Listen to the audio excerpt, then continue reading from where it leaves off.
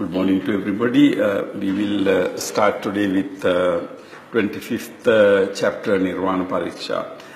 Before that, I would like to summarize again what we did in our last session on Arisatya Pariksha. In fact, we hurried through that chapter, which is a very long chapter in Mula Madhyamika Karika with 40 slokas.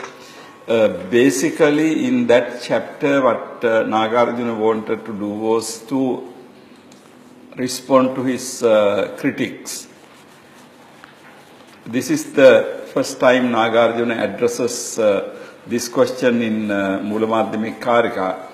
The issue was, the opponent argument was, if Shunyata is true, then entire Buddhist path will be meaningless. So this is opponent's basic argument.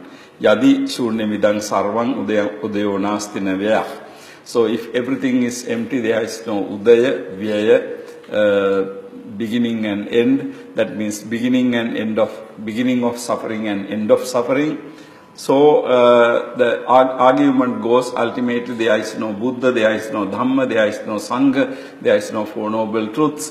So everything will be over. And not only that, opponent says that Sarva Sangvyavaharansh Laukikan Pratibhadase. All the worldly conventions and the language will be meaningless, because if everything is empty, language is empty, then you can't even talk about something. So this was the opponent's criticism, and Nagarjuna, turns it completely the other way around. Ultimately, Nagarjuna wanted to show that if everything is not shunya, what you say will happen. In other words, what he wanted to say was, if something is not shunya, then of course it will not change. Now, if you look at the Four Noble Truths, the concept of Four Noble Truths, one of the leading ideas is that you can terminate suffering. So that means you can change suffering. However, at the heart of the Four Noble Truth concept, you see the concept of changing. Now, usually we take anitya, particularly in our Theravada tradition, we don't talk about this aspect very much. We take anitya to be something, of course, characteristic of conditioned phenomena, which is something not good. But in fact, Nagarjuna shows a different aspect of anitya. Now, if dukkha is nitya, then we will never be able to terminate dukkha. So dukkha has to be anitya.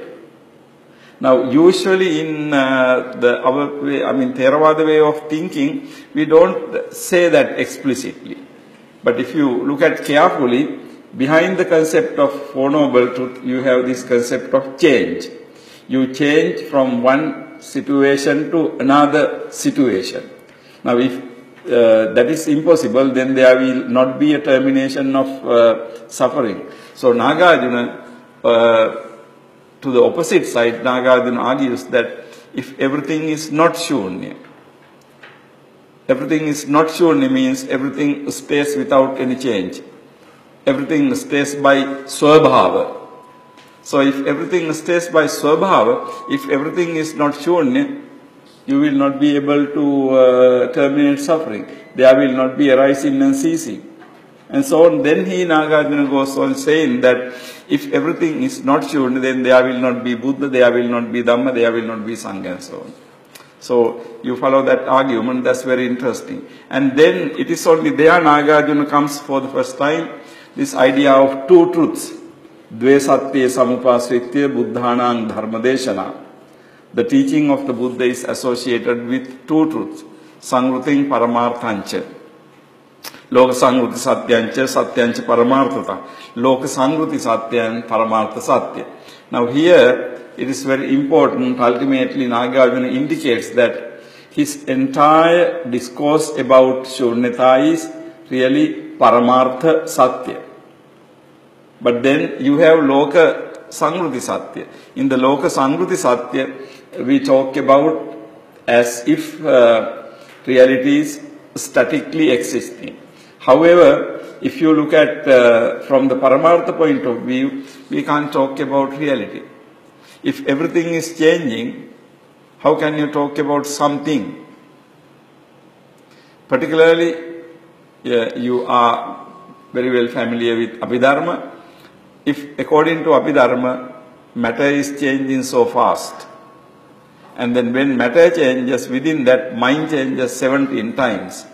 So this is what is called Chittaviti. Now, interesting thing is, if the matter changes so fast, if mind changes so fast, the moment you put your finger, this is matter, that matter has gone. The moment you say this is mind, that thought moment has gone. So you can only talk about meaningfully only about the past. So if change happening to that extent, how can you talk about? So this is Paramartha Satya, because we can't live like that. We have to talk about permanent things. We have to build buildings. We have to make long time plans. So, a lot of things are there. We can't live without those things. But then Nagarjuna says, look, that is Samruti Satya. We have to assume that these chairs and tables exist. These buildings exist. We ask from engineer how many years this will last. Engineer will say 100 years. So we have to assume that, things last. Things exist. But if you really look at carefully, things don't exist in that manner. So here you see two different truths. One is Samruti Satya, one is Paramartha Satya. Now Nagarjuna introduces this distinction for the first time here, because ultimately this whole issue about Shunyata is because we don't understand Samruti Satya and Paramartha Satya. So Shunyata is Samruti Satya. Everything is Shunya means ultimately, everything is empty means ultimately, everything is Anatma. Everything is without Swabhava. You see. So when you look from that point of view, this chapter we studied last week, Arisatya Pariksha, is one of the very important chapters. Read it again because it is very important for you to understand this chapter carefully. In 23 he says, Na nirodha swabhavena sato dukkhasya vidyate. If nirodha is existing by as swabhava, then there will not be termination of suffering. Because everything has to be shunya, empty, changing, or without any permanent substance in order for the whole thing to happen. So if everything is swabhava, nothing will change in the world. Nothing will change for the good, nothing will change for the bad. So world will be, like Nagarjuna says, Kutasthancha bhavishyati. It will be like a mountain, no movement, no change. So it will be static. So Nagarjuna says, that can't happen. Then finally, that chapter Nagarjuna concludes, Yah pratitya samutpadang pashyati dan sapashyati dukkhang samudayan chaiva nirodhang margamevacha. If yah pratitya samutpadang pashyati, if someone sees the pratitya samutpada, sapashyati, he sees dukkhang samudayan chaiva nirodhang margamevacha. He sees dukkha samudaya nirodha marga. He sees all the Four Noble Truths. Now, this reminds you the Buddha's statement, Yo paticca samuppadam passati, so dhammang passati, right? Yo dhammang passati, so mang passati. That's another statement. But also there is a statement, Yo paticca samuppadam passati, so dhammang passati. Whoever sees paticca samuppada sees the Dhamma. Now, Nagarjuna concludes his chapter, the chapter we discussed last week, with Yah pratitya samutpadang pashyati idang sa pashyati dukkhang samudayang chaiva nirodhang margamevacha. So whoever sees pratitya samutpada sees dukkha samudaya nirodha magga. So therefore the whole point in last week chapter 24 discussion is to show that pratitya samutpada or absence of swabhava. And then in one of our earlier chapters, Nagarjuna said that Shunyata, Pratitya Samutpada, Madhyama Pratipad, all these means the same thing. And in this chapter he says, Apratitya Samutpanno Dharmah Kaschit na vidyate. Yasmat Tasmat Ashunyopi Dharmah Kaschit na vidyate. Apratitya Samutpanno Dharmah Kaschit na vidyate. There is no any dharma which is not dependently arisen. That means every dharma is dependently arisen. Yasmat tasmat ashunyopi dharma kaschit navi. If that is true, then there is not any dharma which is not empty. So all the dharmas are pratitya samutpanna, all the dharmas are empty. So this is the main idea we discussed in the last chapter. Okay, with that the understanding in our mind, we will move into Nirvana Pariksha, the 25th chapter.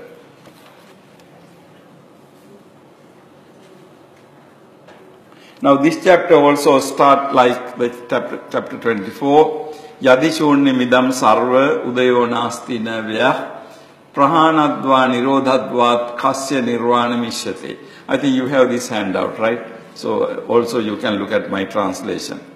If all this is empty, there is no rising and ceasing, by the removal or cessation of which nirvana is expected. If all this is empty, there is no rising and ceasing. Yadi shunyamidam sarva udayo nasti na vyah. Now this is exactly how he started last chapter. In this chapter, again he says, if yadi shunyam idam sarvam,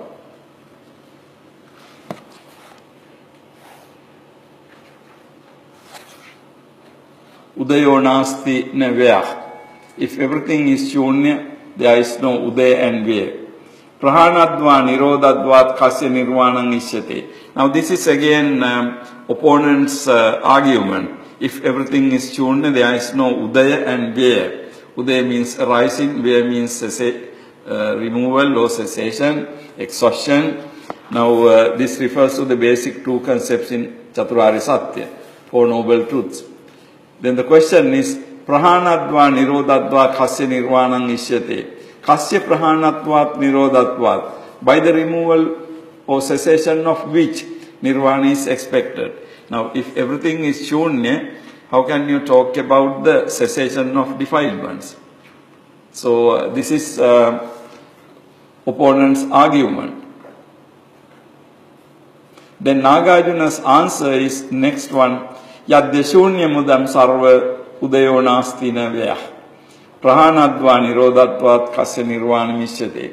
If all this is not empty, there is no rising, no ceasing, by the removal or cessation of which nirvana is expected. Now, you know, these two beginning statements are very important. First stanza articulates Nagarjuna's opponent's criticism. He asked, according to Nagarjuna, if everything is shunya, then at the cessation of which can you expect nirvana? Because if everything is shunya, you cannot talk about nirvana, you cannot talk about udaya, you cannot talk about vyaya. So if you cannot talk about udaya, vyaya, cessation of suffering, then how can you talk about nirvana? So this chapter focuses basically on the most important concept in Buddhism, namely nirvana. Now Nagarjuna wants to show how this nirvana can be discussed in the context of emptiness. He begins with his opponent's argument. Opponent says, Nagarjuna, According to you, everything is shunya. If everything is shunya, how can you talk about nirvana? Nirvana is attained by cessation of defilements. What kind of cessation? With what kind of cessation can you talk about nirvana? By the removal or cessation of which? That refers to the defilements. Because if everything is shunya, there can't be nirvana, there can't be defilement, there can be arising and cessation. Everything will be meaningless. Then second statement, yadya shunya. The above one, yadi shunya, when you say yadya shunya, there is grammatically there is sandhi, connection. Now when you disconnect it, you have yadi ashunyang idang sarva. Udayo nasti nevaya. So according to Nagarjuna, Uday and Vyaya cannot exist if everything is not empty. Then again the same question arises, Prahanadva nirodhadvat kasya nirvanang ishyate. By the removal or cessation of which nirvana is expected. Okay.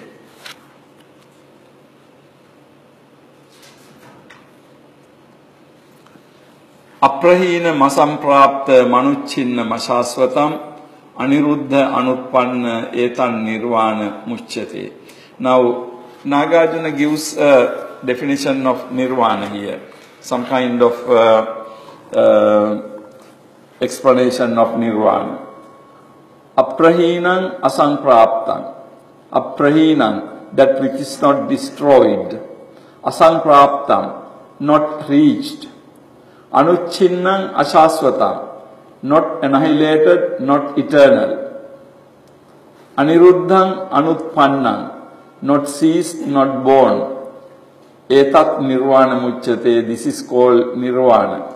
You remember at the very beginning of Nagarjuna's Mula Madhyamika Karika, he came up with these dedicatory verses where he talks about Anirodha, Manutpad, Anuched, Ashasvatam, Anekartha, Ananartha, Anagam, Anirgama. He referred to 4 pairs of opposites.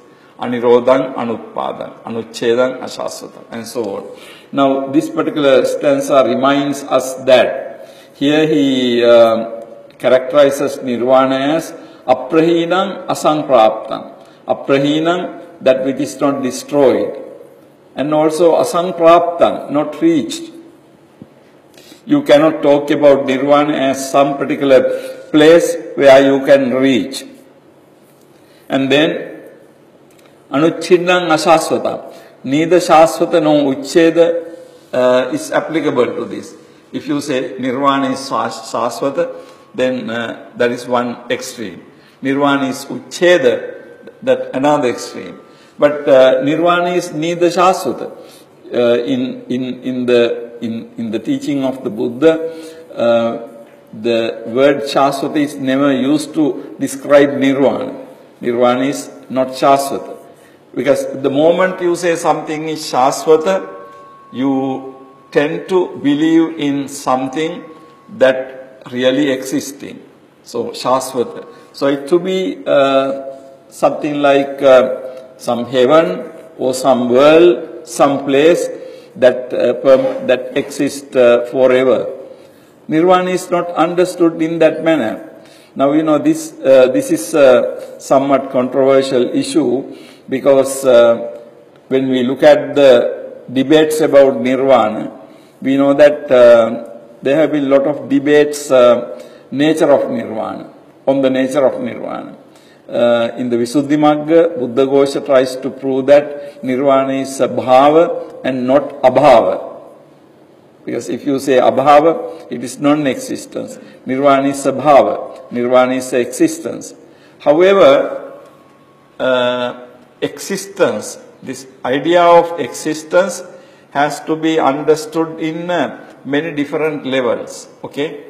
This word does not have one meaning alone. When we say something exists,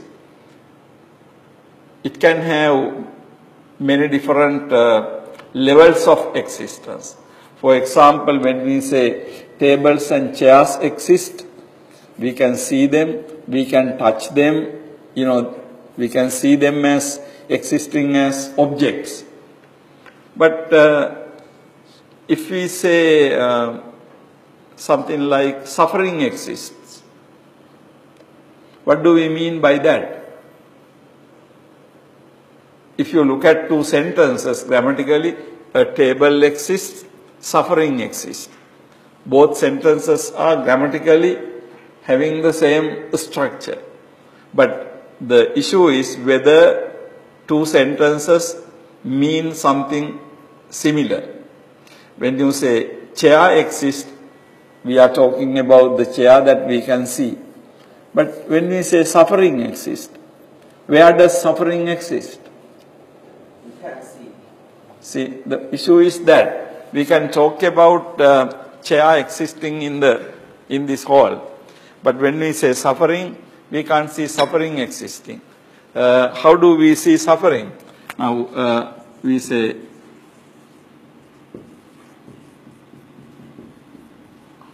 also we can say kindness.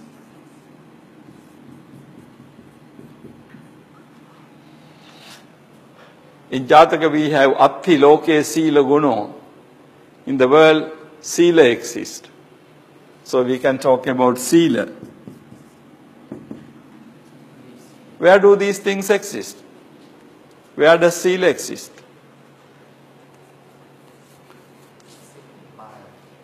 Where does Sila exist? Sila exists in your behavior, right? Sila exists in your mind, in your behavior. So Sila you can see when somebody is acting. Otherwise not. But if you look at grammatically, the sentences are the same. Chair exists, Sila exists. And we can say Nirvana exists. Where does Nirvana exist? If there is no person who realizes Nirvana, does Nirvana exist? No. Nirvana exists when you realize Nirvana. So, this is something very important to understand, this concept of existence. When we say something exists. Now, we can talk about existence of Nirvana. But, of course, we are not talking about existence of Nirvana as tables and chairs and buildings and trees and plants existing. Not in that manner. So, neither Uchinna nor Shaswata. There is nothing to be destroyed. There is nothing to be existing everlasting. So, Nirvana is neither Shaswata nor Uchcheda. Aniruddhang Anutpanna. Nirvana is not ceased, not born. Etat Nirvanam Uchyate. This is called Nirvana.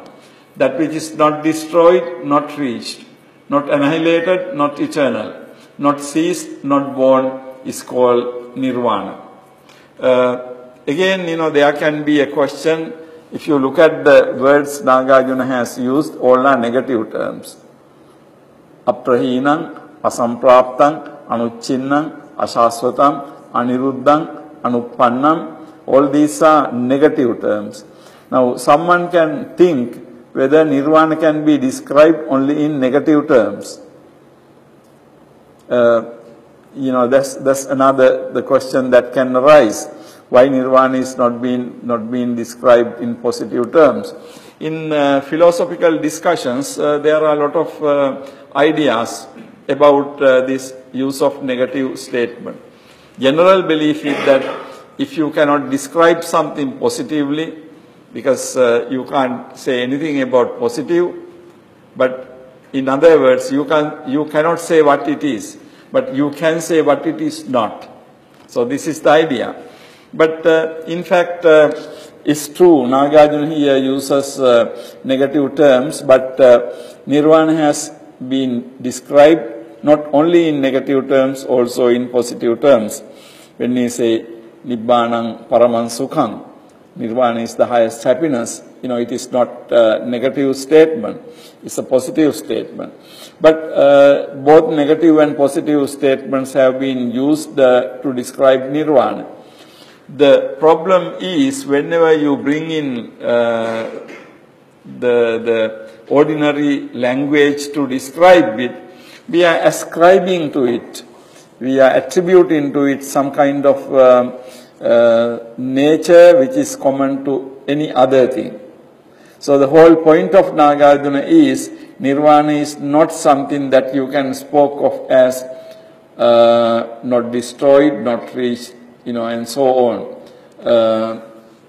I mean, positive terms of those things: destroyed, reached, annihilated, eternal, and so on. So here Nagarjuna gives some kind of definition. Okay, what is nirvana? Ultimately, nirvana is not described in here positive terms, because the positive terms can be misunderstood. Positive terms can be misunderstood to think that there is something permanently existing or something. And then from here, number 4, we can see that Nagarjuna is trying to discuss these 4 concepts: bhava, abhava, and bhava, abhava.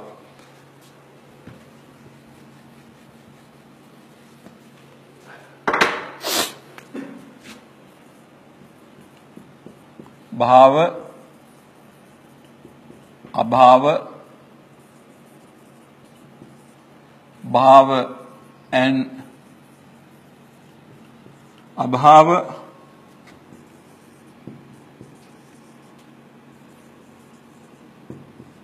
neither bhava nor abhava.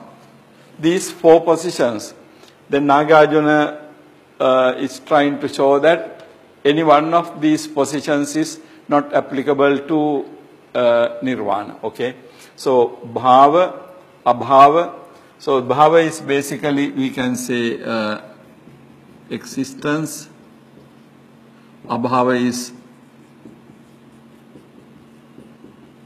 non-existence. This means both, and this means neither. So these are the 4 basic positions about anything we can talk, whether it is existence, whether it is the opposite non-existence, then whether it is bhava and abhava both. The 4th position is neither bhava nor abhava. Now this is basically what is called Chatushkoti. 4 propositions Nagarjuna uses. I will maybe have a separate discussion on the 4 positions with you later, because logically this is something very interesting. Basically, usually we have 2 positions, bhava and abhava. But here you can see that 4 positions. And then why 4 positions? What are the issues connected with it? We can discuss actually some other time. Now we will go into this number 4. Bhavastavan nirvanam jara marana lakshanam. Prasajjetasti bhavohi na jara maranang vina. So Nagarjuna says nirvana is not a bhava. If it were a bhava, then it would have the characteristics of decay and death. Indeed, bhava cannot exist without decay and death. So Nagarjuna says, bhavastavan nirvanam. Nirvana is not a bhava, because you can't say nirvana is bhava, that nirvana exists as an object. In simple language, we say nirvana is not an object. Bhava, existing thing, object. Nagarjuna says nirvana is not an object, because if you say that nirvana is object like tables and chairs, then it becomes jara marana lakshana. It has to have uppado panyayati, vayo panyayati, titasanya tattam panyayati. So these characteristics. So Nagarjuna says if it is bhava, then jara marana lakshanam. It would have the characteristic of decay and death. And he says, indeed, bhava cannot exist without decay and death. Whatever exists in something, it has to have decay and death. It has to gradually decay and finally dissolve. Now again, we are going to this concept of impermanence. Abhidharma analysis, you know, according to Abhidharma analysis, this particular table, this changes all the time. And then the decay is happening all the time. In fact, in the Dhamma, we have this concept of momentary death. Every moment, utpada, titi, bhanga. Bhanga means death. But of course, from bhanga again, utpada, titi, bhanga, it goes on like that. But that's a khanika marana. Khanika marana means instantaneous death. So every moment you have jati, jara, marana. Now, it's very interesting. On one hand, you can understand jati, jara, marana as a person is born, he grows up and become old and then die. Long process, maybe taking 60, 70, 80, 90, 100 years maximum. But at the same time, you can talk about jati, jara, marana every moment. Right? So jati, jara, marana in every moment is there. So that is jara, marana, lakshana. Because this chair one day gets destroyed, not all of a sudden. Because it has been destroying all the time, gradually decaying, finally dissolving. So nirvana is not a bhava. If it were, then it would have the characteristic of decay and death. Indeed, a bhava cannot exist without decay and death. So you cannot talk about a bhava existence. Actually, there is a noun existent. Existent. Existent means existing object. So nirvana is not an existent. Nirvana is not an existing object. So the thing is, if you say nirvana is an existing object, then of course it has to undergo those characteristics. In another context, Buddha says, Sankhatasya sankhata lakkhanani. Right? Sankhata has sankhata lakshana. Lakkhana means characteristics. What are the sankhata lakkhana? Uppado panyayati, vayo panyayati, kitasajatatta panyayati. So this is what is said in here. Okay? So nirvana is not a bhava. If it were, then it would have the characteristic of decay and death. Indeed, a bhava cannot exist without decay and death.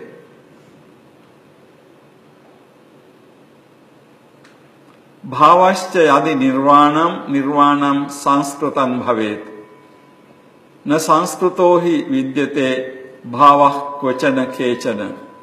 If nirvana were a bhava, then nirvana will be constructed phenomenon. A bhava whatsoever which is not constructed is not seen anywhere. Now, the bhava is connected to the concept of sankhata. Sanskruta is the Sanskrit form. Pali form is sankhata.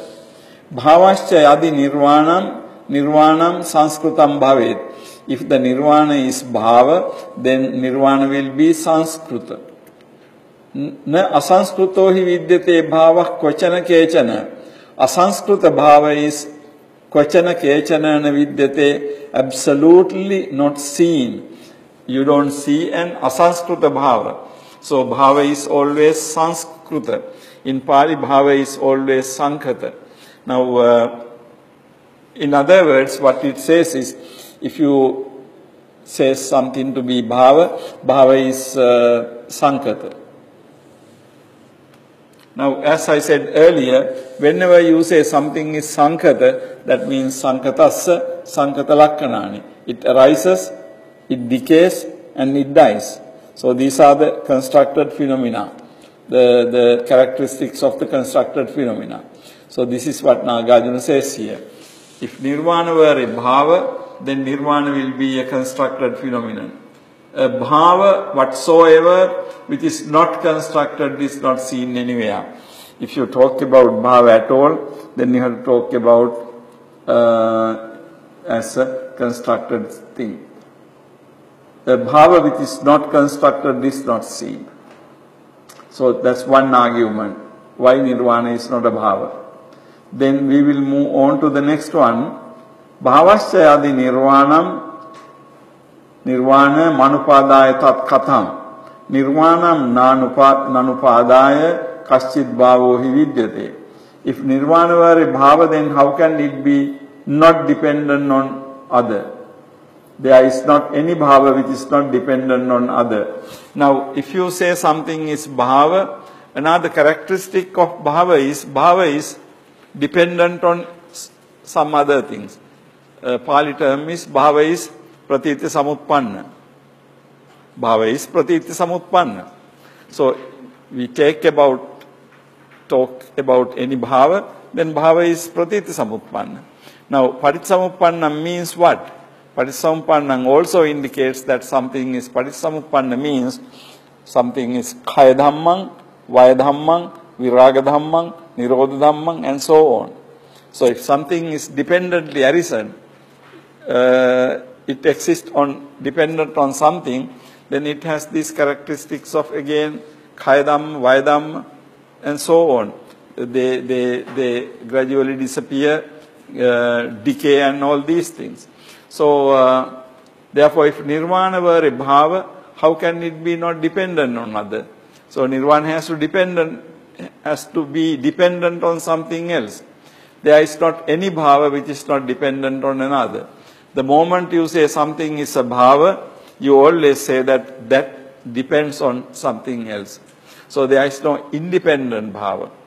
Now, if nirvana, why we should not say that nirvana is not dependent on, then of course, if nirvana depends on something, then whatever that thing disappears, nirvana also has to disappear. So nirvana is not that. Nirvana doesn't depend on anything ultimately. Because when you give up everything and in that situation, nirvana doesn't depends on anything. So Nagarjuna says, number 6, if nirvana were a bhava, then how can it be not dependent? There is not any bhava which is not dependent on another. So the moment you say something is bhava, you say that something is sankhata dhamma. When something is sankhata dhamma, that's also paticsamuppanna. Yadi bhavo na nirvanam abhavah kim bhavishyati. Nirvanam yatra bhavo na bhavas tatra vidyate. Now, Nagarjuna goes to the second position, abhava. If nirvana is not bhava, how can it be abhava? Now, this second position is purely logical. Because it's a logical argument. Now, in the first couple of stanzas, Nagarjuna tried to show that nirvana is not a bhava. Now, if you accept nirvana is not a bhava, the second position automatically disappears, right? Because if something is not a bhava, how can you talk about absence of bhava? In order to talk about absence of bhava, you have to first establish bhava, right? You have to first establish bhava. So without first establishing bhava, you can't talk about absence of bhava. So Nagarjuna says, if nirvana is not bhava, how can it be abhava? You can't have abhava. Where there is not bhava, there cannot be abhava. So that's pretty simple. Nirvanam yatra bhavo na bhavas tatra vidyate. Yatra bhavo na. Where there is no bhava, na abhavas tatra vidyate. There cannot be abhava. So the argument in number 25, number 7, seventh stanza is pretty simple and logical. So again, in order to understand Nagarjuna's philosophical method, first thing Nagarjuna establishes by appealing to dharma matters and the experiential matters and so on. Once Nagarjuna establishes one, now nirvana is not a bhava, then of course all the other things seem to be naturally following from that. So nirvana is not a bhava. Nagarjuna asks, how can the nirvana be abhava? Now, although Nagarjuna dismisses this position with relatively easiness, this position has been highly debated. Again, if you look at Visuddhimagga itself, you can see that Buddhaghosa has a long discussion on whether nirvana is bhava or abhava. There, Buddhaghosa tries to establish that nirvana is not a abhava, like sasavisana or vanja suto. So nirvana is not a abhava like horn of hair or child of a barren woman. You know, if you take these concepts, those things cannot exist. Now, Buddhaghosa says that nirvana is not like that. You know, he wants to establish it is. So this bhava abhava debate is something very interesting in the canonical discourses and also in the commentaries. In the canonical discourses, particularly in the Kaccayanagotta Sutta, we know that Buddha said bhava abhava to be rejected both, right? Both bhava and abhava to be rejected. So that is what Buddha did. However, subsequently we see that there has been philosophical debate among the disciples of the Buddha on the nature of nirvana, particularly to prove that nirvana is not a abhava. Again, you know, my judgment is this. I think issue depends on how you understand bhava and abhava. I showed you the existence of bhava can have different levels, right? We can talk about nirvana as existing not in the sense of tables and chairs and other things, but there can be other meanings of, you know, other ways of making meaningful the concept of bhava. So here, relatively easily Nagarjuna dismisses this. If nirvana is not a bhava, how can it be abhava? Where there is not bhava, there cannot be abhava. Now, in a way, you can say that Abhidharmakosha and all these things, Buddhist teachers are arguing at length to prove that nirvana is not abhava. But Buddhaghosa does it Nagarjuna does it pretty easily, relatively easily. He simply gets rid of the concept of bhava, and then one logical move, he can show that nirvana is not abhava. Because if it is not bhava, it is not abhava. We will move on to the number 8. Yadyabhavasya nirvana manupadaya tat katam nirvanang nahya bhavosti yonupadaya vidyate. If nirvana is not bhava, how can it be not dependent on another? There is not non-bhava that does not depend on, actually it has to be corrected, that does not depend on another, not dependent.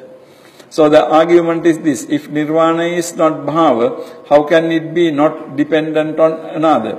So if the opponent says that nirvana is not bhava, then the question is, how can it be not dependent on another? So if nirvana is not bhava, how can it be not dependent on another? Because nirvana doesn't depend on another. Okay, so there is not non-bhava that does not depend on another.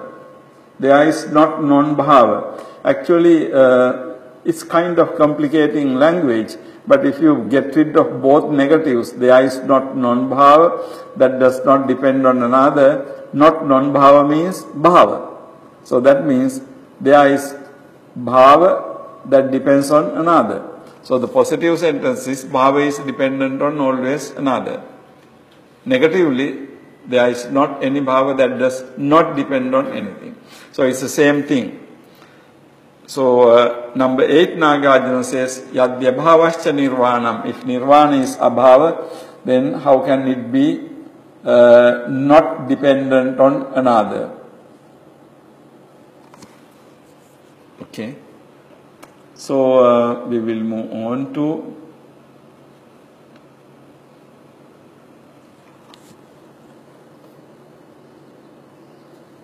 Ya Ajavang Javi Bhava Upadaya Pratityava So Pratityanupadaya Nirvanam Upadishyate.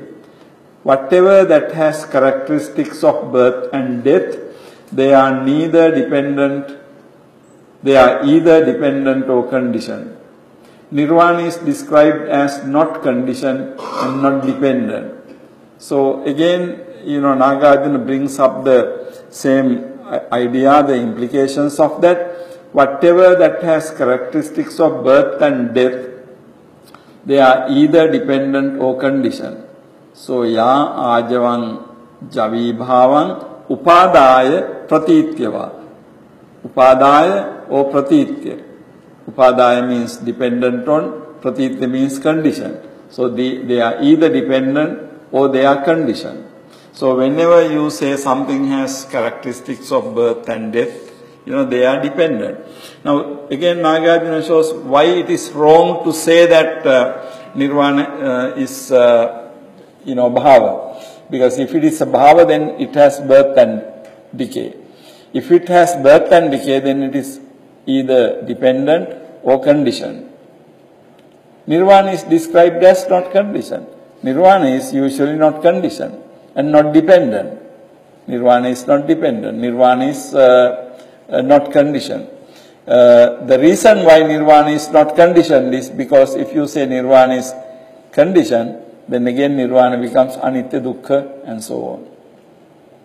Prahana chabravi shastra bhavasya vibhavasya cha tasman nabhavo nabhavo nirvanang iti yujyate. The Buddha taught destruction of both bhava and nabhava. Prahanam. Therefore, it is proper to say that nirvana is neither bhava nor abhava.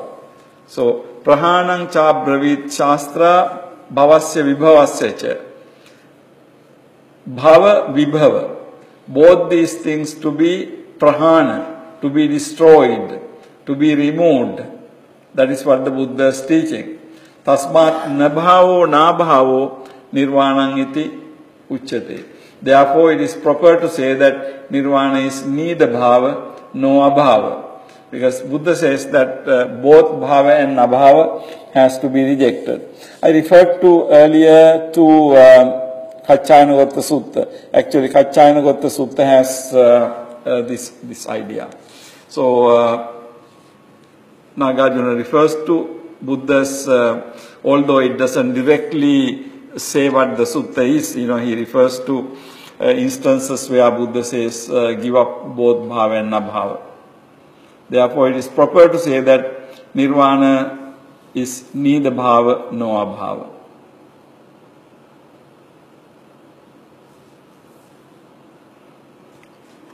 Number 11, if nirvana is both bhava and abhava, then liberation too must be both bhava and abhava. But that is not proper. Bhave dabhavo bhavasya nirvana mubhayam yadi bhave dabhavo bhavasya moksha tachana yujyate. Now, third position is this, bhava and abhava. Now, Nagarjuna gets rid of bhava first, and then he says, if it is not bhava, then it is not abhava. Then, how about the position both bhava and abhava? Now, again, you can see that in order to reject the third position, Nagarjuna is relying on basically logic, logical principles, because, here the situation is, if you say that nirvana is both bhava and abhava, then both bhava and abhava, then liberation too must be both bhava and abhava. But that is not proper. Nirvana, from nirvana what you get is freedom, liberation. So liberation has to be both bhava and abhava. But freedom, liberation, if you say that it is both bhava and abhava, then the question is, why do you have to strive to get that? Because in order to get that, in order to realize it, we try quite a lot by meditating and all that. But if it is both bhava and abhava, Nagarjuna says it is not proper. So that is so nirvana is both bhava and abhava, then liberation must also be. Now here you can see that nirvana and liberation, bhavedabhava bhavat nirvanang ubhayam yadi moksha. Nirvana and moksha are taken as two different things here. Why? You can simply see nirvana as, the ultimate state we attain, the experience is moksha. Moksha means liberation. So by attaining nirvana, what you get is the moksha. Okay. So here Nagarjuna makes a distinction between the two. So bhaveda bhavo bhavash. All right. Then we will move into the number 12. Bhaved abhavo bhavascha nirvana mubhyam yadi nanupadaya nirvana mupadaya yobhyam hitat. If nirvana is both bhava and abhava, then nirvana becomes both dependent and independent. Now, that's again another question. So, in the third position, if nirvana is both bhava and abhava, then nirvana at some point becomes dependent. At another point, nirvana becomes independent or not dependent. So, by this number 11 and number 12, Nagarjuna want to show how if you go to the third position, nirvana is both bhava and abhava. What are the philosophical difficulties? Now, one philosophical difficulty is if you say nirvana is both bhava and abhava, you will have to say both moksha is both bhava and abhava. But that is not acceptable. That is not proper. Na yujyate. And then, if nirvana is both bhava and abhava, then nirvana becomes both dependent and not dependent. Now, something has to be either dependent or not dependent, but it can't be both. Now, all these situations, what you see is a logical principle of what we call excluded middle. In basically logical, among the logical principles, we have a principle called excluded middle. The idea is that either something has to be dependent or something has to be independent, but not both. Okay? So, but if you say this is both dependent and independent, that doesn't make sense. So it is simply through logical principle, simply through the principle of excluded middle, you can say that nirvana is cannot be both. Look at the argument in those things again. Number 12, if nirvana is both bhava and abhava, then nirvana becomes both dependent and independent. So the idea is that something cannot be both dependent and independent simultaneously.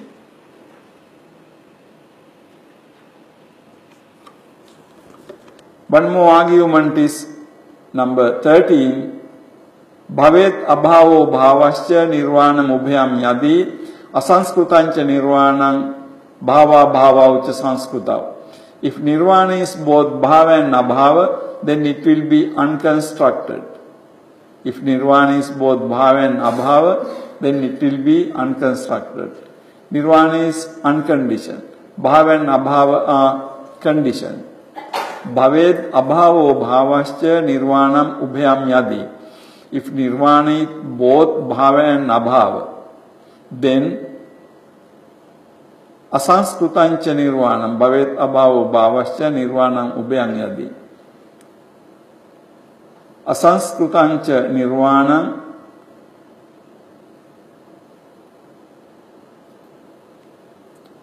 nirvana is unconditioned. Bhava bhava ucha sanskrutav, bhava and abhava are conditioned.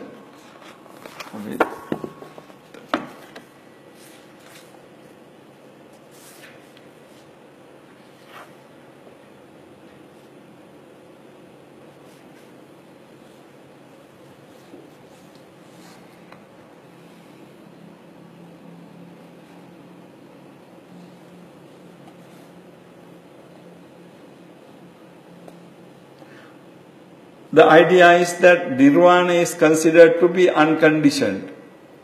Bhava and abhava are conditioned. So one more reason is why you cannot call nirvana both bhava and abhava. This is not that logical reasoning in this. But here the reasoning is whether you say something is to be bhava or something is to be abhava. In either case, those are conditioned things. Sanskrita. Bhava, bhava, ucha sanskrita. Both bhava and abhava are conditioned things. Constructed things. Nirvanancha asanskrutam. Asanskrutancha nirvanam. However, nirvana is non-conditioned, unconditioned. We know that nirvana is described as unconditioned. So, the moment you say nirvana is both bhava and abhava, you get into another difficulty. So, summarizing, in the third position, Nagarjuna has two ways of argument. One argument is use the principle of excluded middle. Okay, here.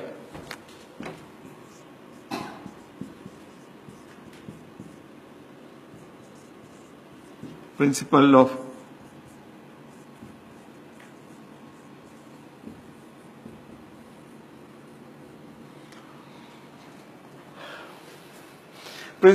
excluded middle means in any given situation, something has to be, if there are only two positions, then anything has to be either one or the other. Excluded middle means you have to exclude the middle position. You can't say that it's both here or something. And then that is one thing. And also, another principle is called principle of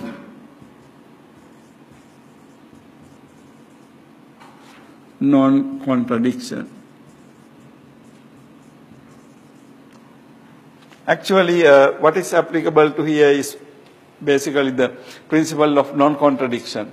Principle of non-contradiction means whenever you say something is bhava and abhava, when you put two opposites, bhava is opposite to abhava, abhava is opposite to bhava. Now then, of course, you violate the principle of non-contradiction. In fact, principle of excluded middle is more applicable to the fourth position. But what is applicable to this position is principle of non-contradiction. Because every time you have something and it is opposite, then it contradicts with each other. Bhava contradicts with abhava, abhava contradicts with bhava. So you can't say it is bhava or abhava. So moment you say, so this is one reason, principle of non-contradiction. You violate the principle when you say it is both. And also he gives another reason in here, number 13, if nirvana is both bhava and abhava, then both bhava and abhava are constructed, but nirvana is basically unconstructed phenomena. So therefore, we cannot really attribute the third position something to be both bhava and abhava.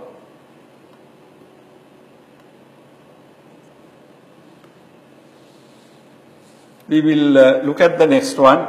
How can nirvana be both bhava and abhava? The coexistence of those two at one place is impossible, as the coexistence of light and darkness. So light and darkness cannot exist in one place. If there is light, there is no darkness. If there is darkness, no light. Nagarjuna says that how can nirvana be both bhava and abhava?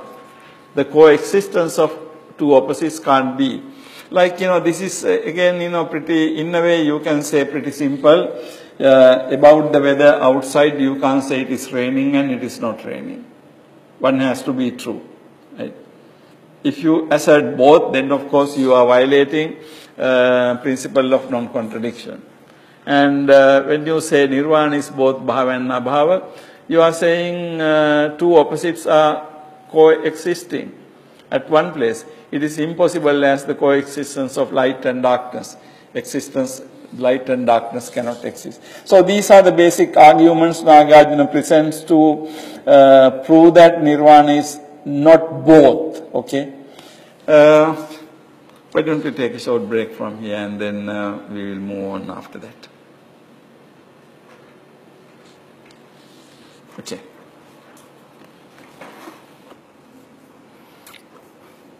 Okay, the 14th stanza says that how can nirvana be both bhava and abhava? The coexistence of those two at one place is impossible, as the coexistence of light and darkness is. So two opposites cannot exist together. That is the Nagarjuna's argument there. So bhava and abhava cannot exist together. It's very interesting, the this position has been discussed not only in the Indian philosophy, but even in some Western mystical traditions. They have talked about a position where both similar situations, opposites can coexist. Now, in the Western mystical tradition, there is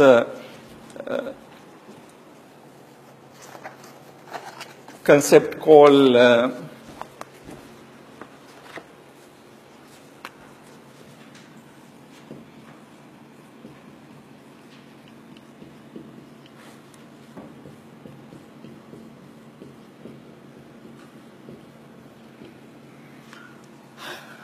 this is a Latin term, coincidentia oppositorum.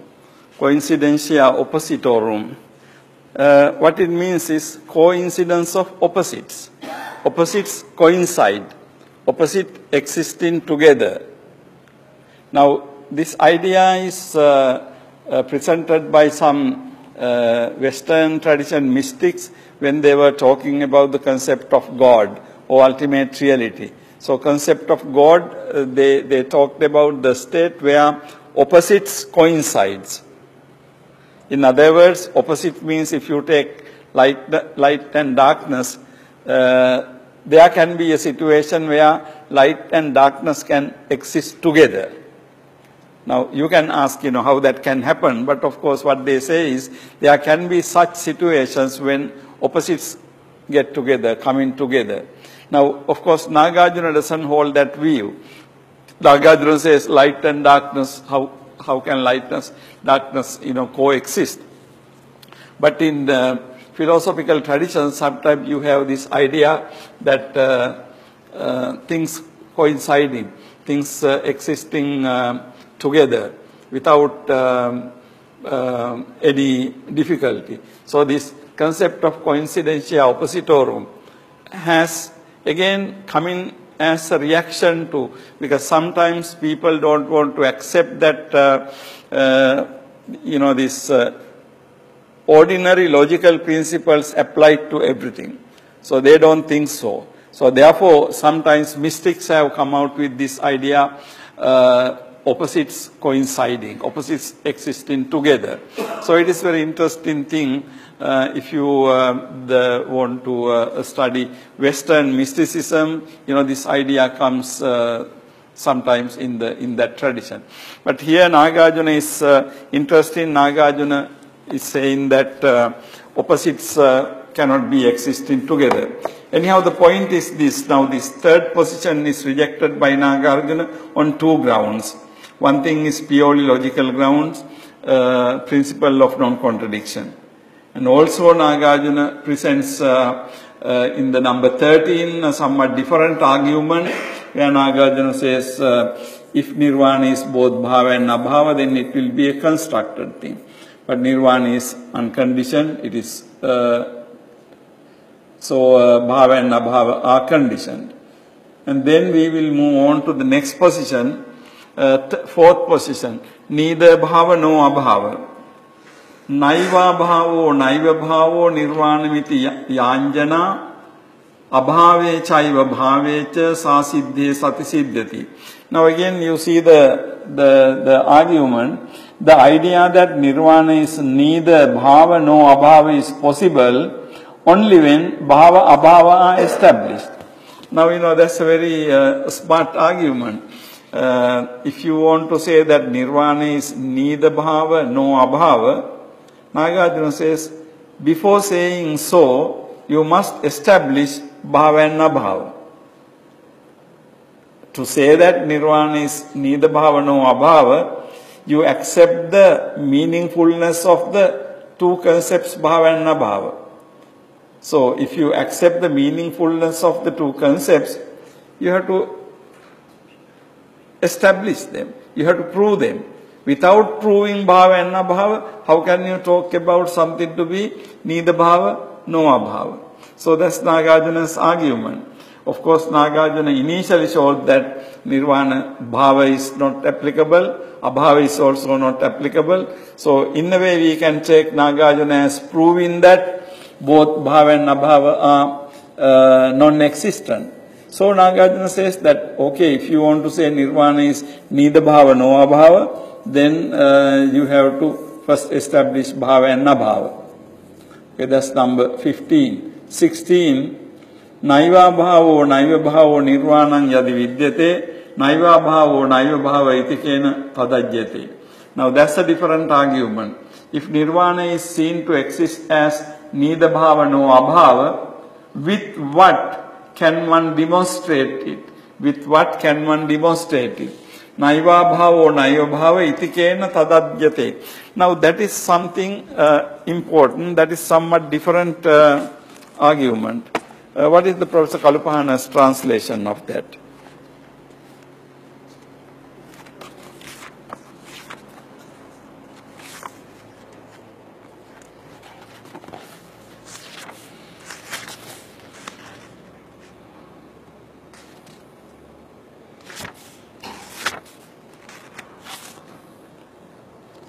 If freedom as neither existence nor non-existence is evident, by means of what is it made known as neither existent nor non-existence? By means of what? Now, it is a problem of how can you communicate? How can you let somebody know? So that it is a different type of argument. If nirvana is seen to exist as neither bhava nor abhava, with what can one demonstrate that it is so? How can you communicate? How can you show it? Now, that is a different type of criticism, different type of reasoning there.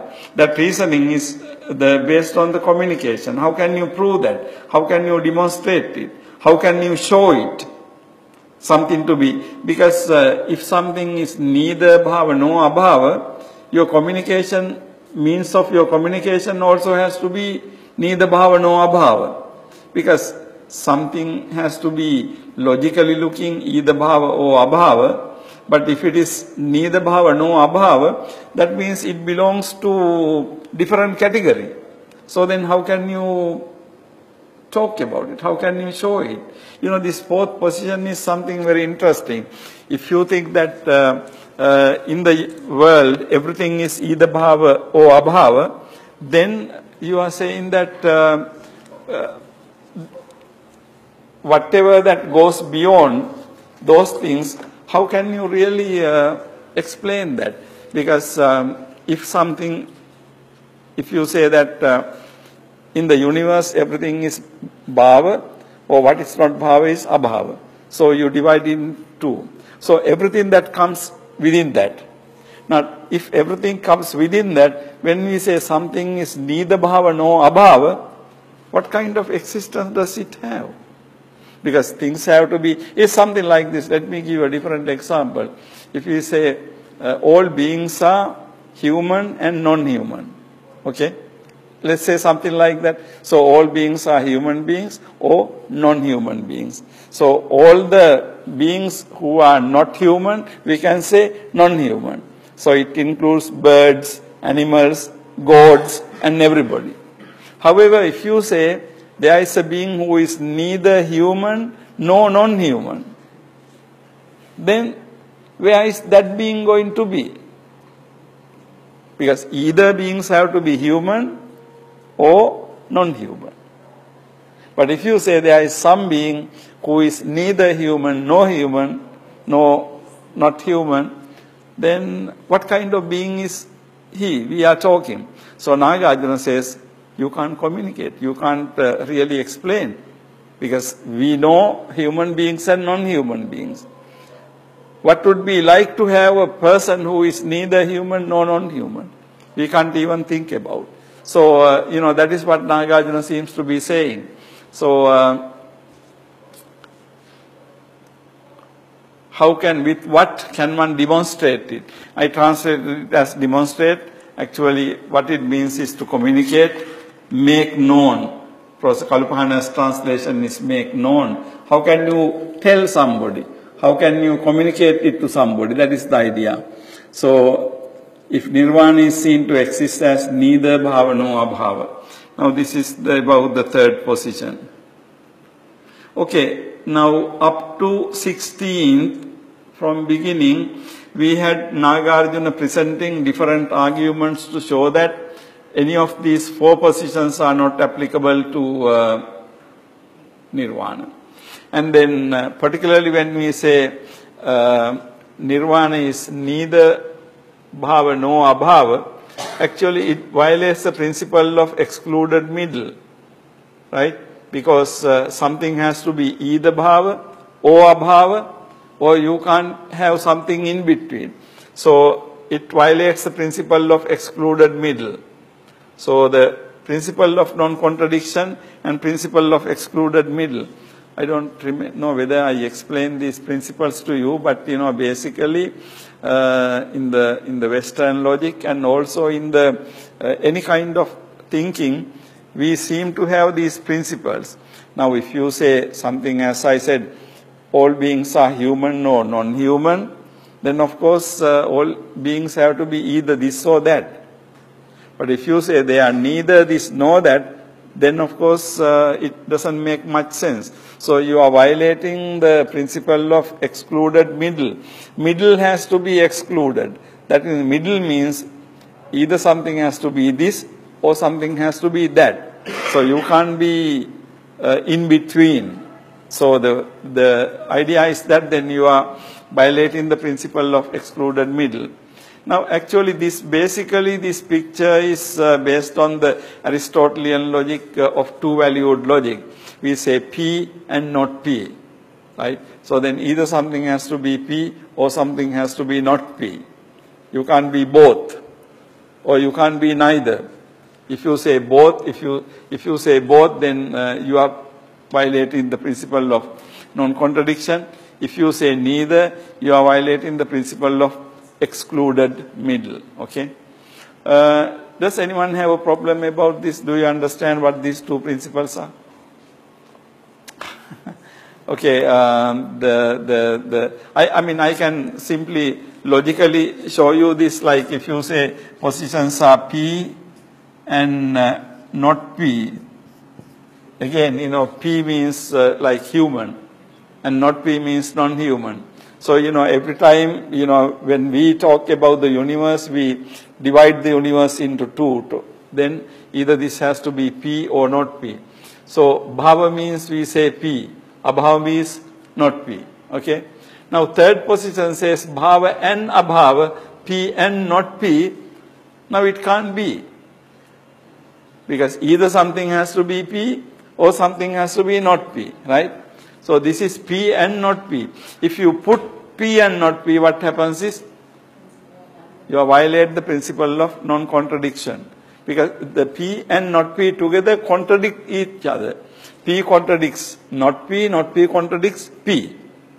Okay? So you violate, it's like this. If I say the outside, it is raining and it is not raining. I am contradicting what I am saying. When I say raining and when I say not raining, I am contradicting what I am saying. About the weather, you don't know anything from my statement. But if I said it is raining, then you know what is happening. If I say it is not raining, then also you know what is happening. But if I said both raining and not raining, there is a problem. Of course, it can be raining here and not raining the other side of the building. That's okay. But then we are not talking about the same place. But same place, same time, this can't happen. And then, neither bhava nor abhava means we say that either something has to be P or something has to be not P. It can't be anything else. So therefore, if you deny both, when you say neither bhava nor abhava means you deny both. When you deny both, you are denying the principle of excluded middle. Right? So these are basically the any kind of the rational speech, rational discussion is depend on these principles. So it is important to know these things: principle of excluded middle and principle of non-contradiction. logically you can demonstrate it in that way. So, like if you say P and not P, and then if you say P and not P, now this is wrong, okay? You can't have this. Then if you say not P or not P, now if you reject this, then this also wrong. This refers to number this refers to number 3. So this is basically, you can show that it is logically false. You can't say P and not P, because then you are putting two contradictory things. On the other hand, you cannot reject, something has to be either P or not P. If you say it is not, then you are violating principle of excluded middle.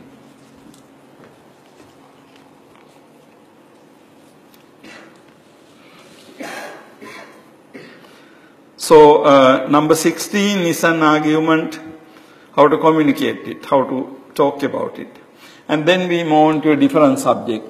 Parang nirodhat bhagavan bhavati ityeh nohyate na bhavati ityubhyancheti nobhyancheti nohyate.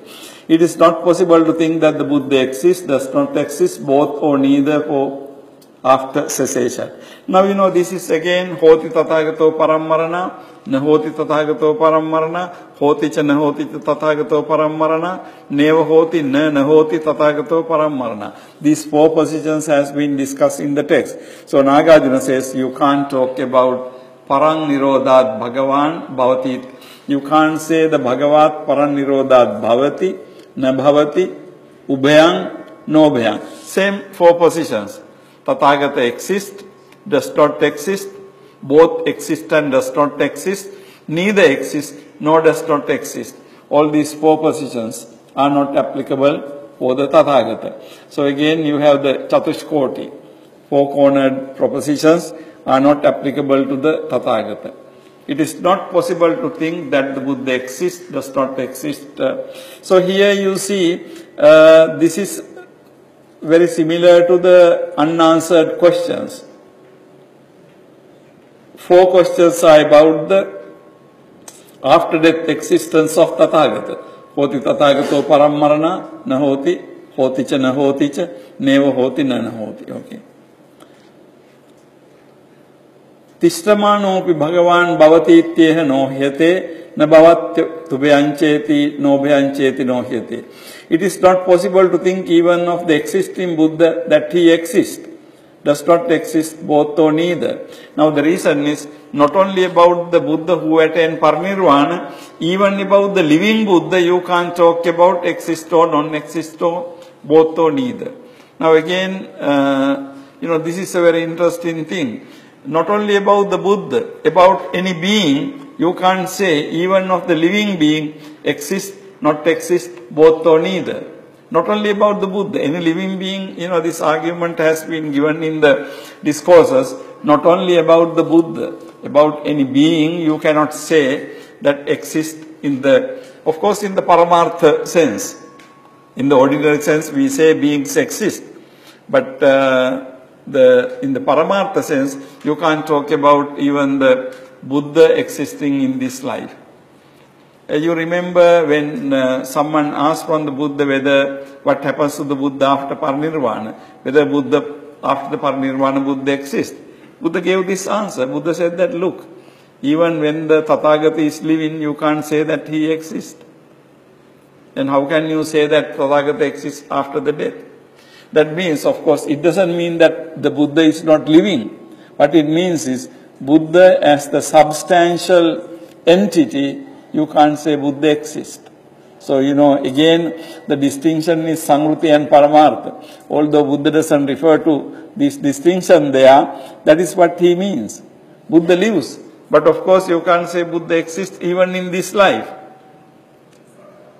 as a Atma. But then the interesting thing is that argument is not only for the Buddha. Even any ordinary person, you can't say living exists in that sense. Okay. So here you see that four positions are applicable to the Buddha himself. And then we come to this statement number 19, Na sansarasya nirvanat kinchidasti visheshanam. Na nirvanasya sansarat kinchidasti visheshanam. There is nothing that in sansara that distinguishes it from nirvana. It has to go to the other side. There is nothing in sansara that it distinguishes from nirvana. There is nothing in nirvana that it distinguishes from sansara. Na sansarasya nirvanat kinchidasti visheshanam. Na nirvanasya sansarat kinchidasti visheshanam. Now, the way I translated this, there is nothing in sansara that distinguishes it from nirvana. There is nothing in nirvana that it distinguishes from sansara. Now, you know, this is one of the very, very commented upon and also open to interpretation, sometimes very controversial statement by Nagarjuna. Simply, this statement is translated very often into English as nirvana and sansara are the same. Now, very often, this Nagarjuna's statement is translated into English as nirvana and sansara are the same. You know, now this is a problem because, you know, how can you say that, is Nagarjuna saying that nirvana and sansara are the same? Can you translate it in this manner? But if you look at carefully, in a way you can say, yes, you can translate because it says, na sansarasya nirvanat kinchit asti visheshanam. There is no difference in sansara from nirvana, na sansarasya. There is no difference in nirvana from sansara. So you can simply say that nirvana and sansara are the same. And, you know, based on this, lot of interpretations have made. Ultimately, you know, you have to take nirvana and sansara are the same. In the sansara, there is nirvana. In the nirvana, there is sansara. Now, you can see that, you know, this is not really how the Theravada tradition would look upon it. But sometimes, you know, people try to justify, particularly in the Tantric Vajrayana tradition, they have this idea that ultimately the highest happiness has to be attained through sexual intercourse. So now in the paintings, you know, this idea has been given, but nobody knows whether really actually the practice is that or whether it is a figurative language. Very often, you know, Dalai Lama and, you know, other leaders say that, you know, it is not really what is happening, it is the figurative language. But, you know, in the history, it has not been understood like that always. In fact, some people say that why Buddhism disappeared from India is because of these tantric practices. Ultimately, you know, they had all these very lax, very loose sexual behavior and, you know, this sort of thing. So some people say that the reason for disappearance of Buddhism from India is also that.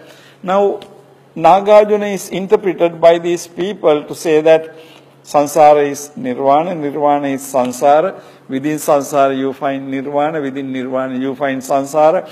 There is no distinction between the two. So therefore this Nagarjuna's statement is in a way highly interpreted statement. So if you take Nagarjuna as saying that ultimately nirvana and sansara are the same, you know, it's open for interpretation. Now you remember in one place Buddha says that imasmin yeva vyamamatte kalebare sanyimhi samaneke lokancha panyapemi loka samudayancha loka nirodhancha. Remember that? Okay. Buddha says that in this fathom long body, I say that there is loka samudaya, loka nirodha gamani magga. all the four truths are available within this human body. Now some people think that, that type of statement support this statement, na sansarasya nirvanat kinchidasti visheshanam, na nirvanasya sansarat kinchidasti visheshanam.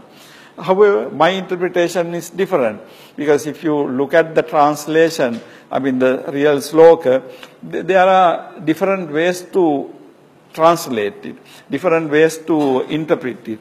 Now, if you look at Professor Kalupahana's translation, Professor Kalupahana translates this as the life process has no thing that distinguishes it from freedom.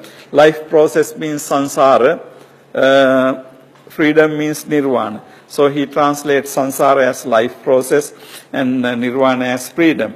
He says the life process has no thing that distinguishes it from freedom.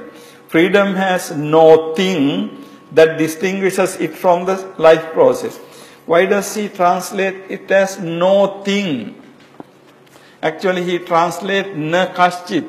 If you look at carefully, na sansarasya nirvanat kinchit visheshalam pasti. Kinchit means something. So that's why he says no thing. Na nirvanasya sansarat kinchit visheshalam pasti. So Professor Kalupahana lays emphasis on this word kinchit. That means he translates Nagarjuna's statement as life process has no thing that distinguishes it from freedom, nirvana. Freedom has no thing that actually both sansara and nirvana do not have anything that distinguishes it from sansara. Sansara doesn't have anything that it distinguishes from nirvana. So my translation is, there is nothing in sansara that it distinguishes from nirvana. There is nothing in nirvana that it distinguishes from sansara. In other words, actually the way you can translate this is to understand. You remember earlier we had a statement,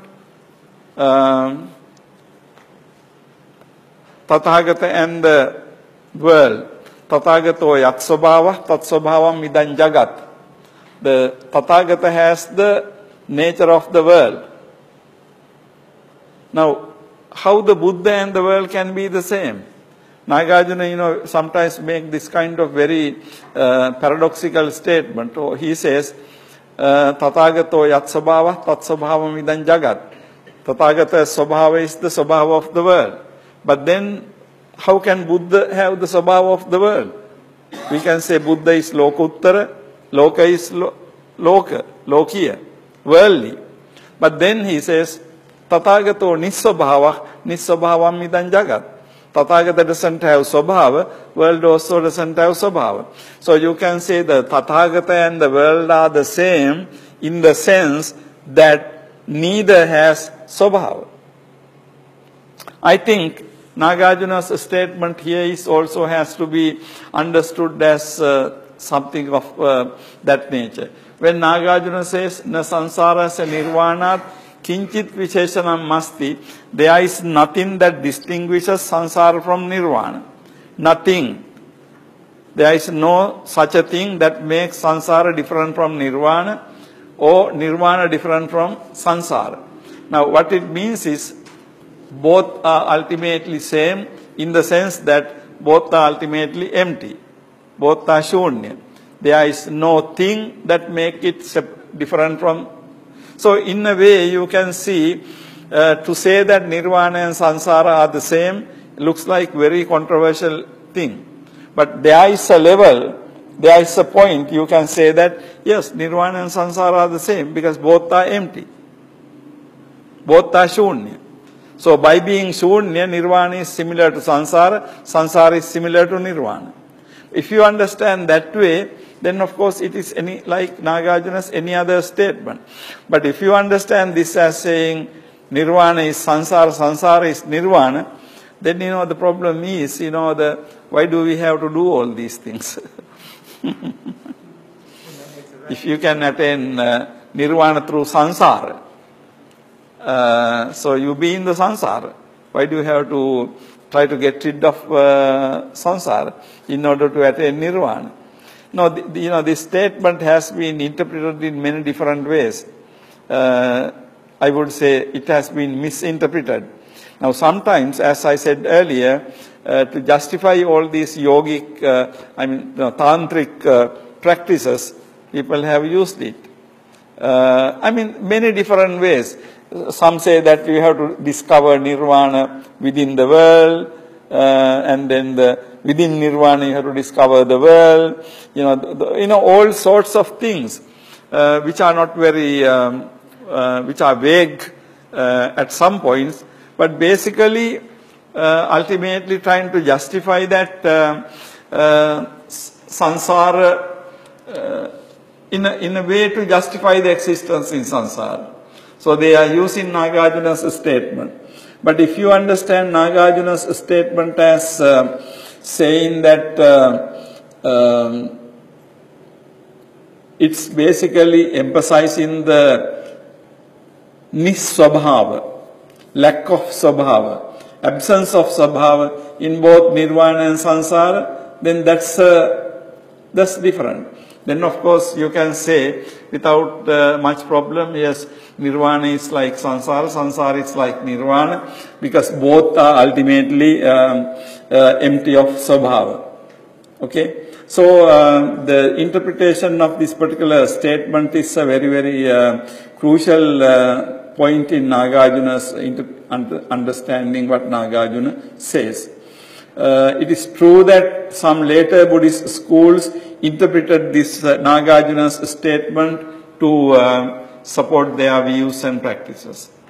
But I think, according to my interpretation, Nagarjuna is really not saying something like that. Nagarjuna is simply saying nirvana and samsara both empty of svabhava. Then you will ask, why Nagarjuna has to say it like that? Why Nagarjuna has to make this controversial statement? I think that is part of Nagarjuna's style. He makes this kind of controversial statement to make readers kind of to think. The first impression is when Nagarjuna says, Tathagato yatsabhava, tatsabhavam idam jagat, the world and the Tathagata are the same. How can you say that? That's the first reaction. But then when you think carefully, you can see that what Nagarjuna is. Now sometimes, his style, his way of saying has this. This is another example. There is nothing that makes samsara different from nirvana. What? How can it be? But then Nagarjuna says, don't worry. What it means is this. Something like that. And then he further explains this. Nirvanasya ca ya koti sansaranasya ca na tayoh rantarang kinchit susuksmang api vidyate. Now my interpretation is based on that actually. Between the end of nirvana and samsara, there is nothing even extremely subtle to be seen. Now that is very important. Nirvanasya ca ya koti. Koti means end. Whatever is the end of nirvana, koti sansaranasya ca. Also the end of sansarana, that means roaming around the world. Na tayoh antaran, between those two, kinchit susuksmang api vidyate, there is nothing even extremely subtle to be seen between them. Na tayoh antaran, between the end of nirvana and samsara, between the two, there is nothing even extremely subtle to be seen. So Nagarjuna says there is nothing extremely subtle. When in the number 19, na kinchit visheshanam, he uses the word kinchit. There is not anything that distinguishes. Then number 20, Nagarjuna makes it clearer. Nagarjuna says, between the end of samsara and end of nirvana, there is not even extremely subtle thing that distinguishes between them. So I think when you take number 19 and 20 together, you can understand what Nagarjuna is trying to say. If you say there is something, then that something becomes mysterious and something becomes svabhava. So Nagarjuna says there is nothing between the two. So in that sense, either if you want to say Nagarjuna is saying that Nirvana and Samsara are the one, but I think what Nagarjuna is trying to say is there is nothing, even very subtle thing, extremely subtle, susukshma. There is nothing like that which makes Samsara, Samsara and Nirvana, Nirvana. Then we have Parang Nirodha Antadya, Sasvatadhyascha Antaya, Drustya, Nirvanam Aparaptancha, Nirvanam Aparantamcha, Purvantamcha Samasrita. Now, this refers to the many views people have. The views on the existence after cessation, finite, eternal, etc., arise in association with Nirvana, the past end and the future end. Now, these are all these Avyakruta questions. Parang Nirodhat, whether Arahant exists after the Nirodha, 4 questions. Hoti, Tathagato, Paramarana, and so on. And Sasvatadi, Sassata, Asassata, Sassata and Asassata, Neva Sassata, Na Sassata. And also Anta, Ananta, both and neither. Eternal, Sasvata. So 3 things. Whether Arahant exists after Nirvana, whether the universe is finite, whether the universe is eternal. All these things arise with regard to Nirvana, the past and the future. And then Nagarjuna says, Shunyesu sarvadharmesu kimanantam kimantavat. Kimananta mantavaccha manantam nantavaccha kim. When all the dharmas are empty, what dharma is finite, infinite, both or neither? Nagarjuna says, when everything is empty, if you understand everything as empty, how can you talk about finite, infinite, both or neither? In other words, Nagarjuna wants to say that if you accept emptiness, then you don't have to worry about all these views. Now, Avyakruta questions were not answered by the Buddha, right? But Buddha explained them, Buddha tried to explain how these Avyakruta questions are meaningless. Here Nagarjuna says, if you understand everything as empty, if everything is empty, then how can something to be finite? If something can't be finite, no infinity. Both, neither. So there again you can see that the same form of argument applicable to all these things. So, shunyesu sarva dharmeshu. When all the dharmas are shunya, how can finite, infinite and these things can occur? What is it that is identical or different? Kim tadeva kimanyat kim. What is it that eternal, non-eternal, both or neither? Shasvatam, ashasvatam. Now this is a follow-up of number 22. If everything is shunya, then what can you talk about? Tadeva or anyat. Identical or different. Tadeva means identical, anyat means different. Or shasvatam, ashasvatam kya. Both, neither, shasvata, ashasvata, both shasvata and ashasvata, ubhayam, no ubhayam, neither. How can you talk about any of these things? So simply Nagarjuna says that when everything is shunya, how can you talk about this? Actually here what is Nagarjuna showing is, if you accept emptiness, then you don't have to worry about these Avyakruta questions. Because simply Avyakruta questions disappear. You cannot talk about Avyakruta questions because everything is empty. In the empty universe, it's nonsense to talk about whether something is finite or infinite, whether something is eternal or not eternal, and so on. Look at the final statement. Sarvopalambopashamah prapanchopashamah shiva na kvachit kaschit kaschit dharmo buddhena deshita. The Buddha has not taught any dharma anywhere to anyone, which leads to pacification of all objects and proliferations and which is auspicious. Now, this is very interesting and also it looks funny in a way. Nagarjuna says, Buddha has not taught any dharma anywhere to anyone, which leads to pacification, all objects and proliferation auspicious. Sarva Upalamba Upasama, Prapancha Upasamang, Shivam. Now all these things you remember Nagarjuna uses in order to describe the ultimate truth in Buddhism. In the very beginning stanzas, Nagarjuna used these three adjectives. But now Nagarjuna says, Buddha has not taught any dharma leading to these things. But how do you understand that?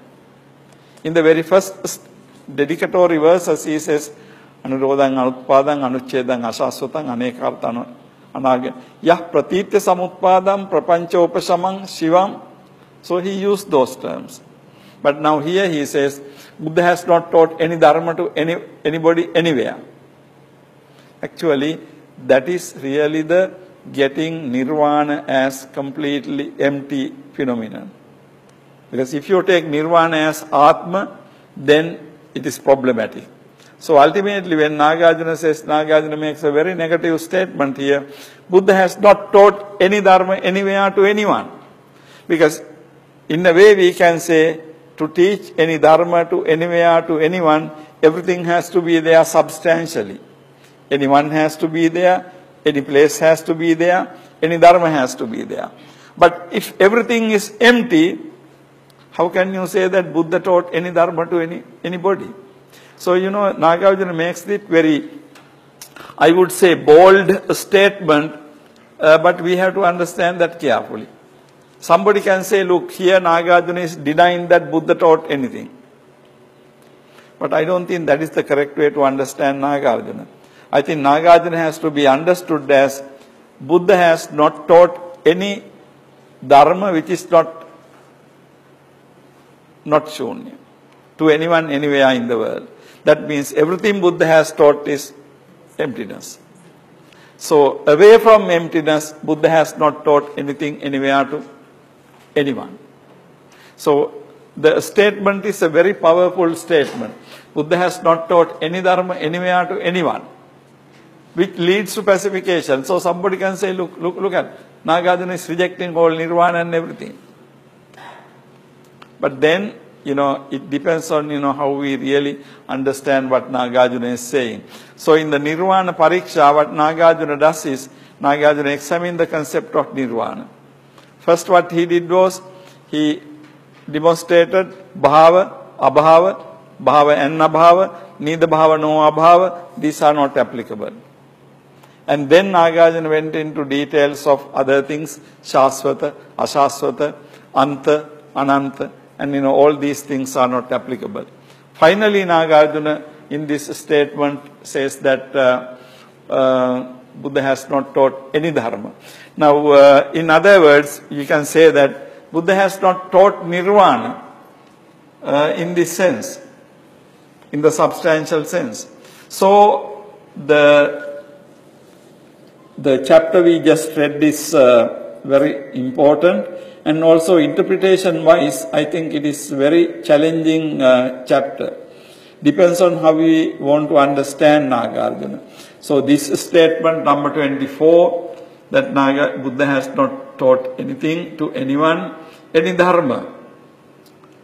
And also number 19, na sansarasya nirvanat kinchid asti visheshanam, na nirvanasya sansarat kinchid asti visheshanam. Now all these things are really problematic statements. But these problematic statements have to be understood in a manner consistent with Nagarjuna's overall philosophy.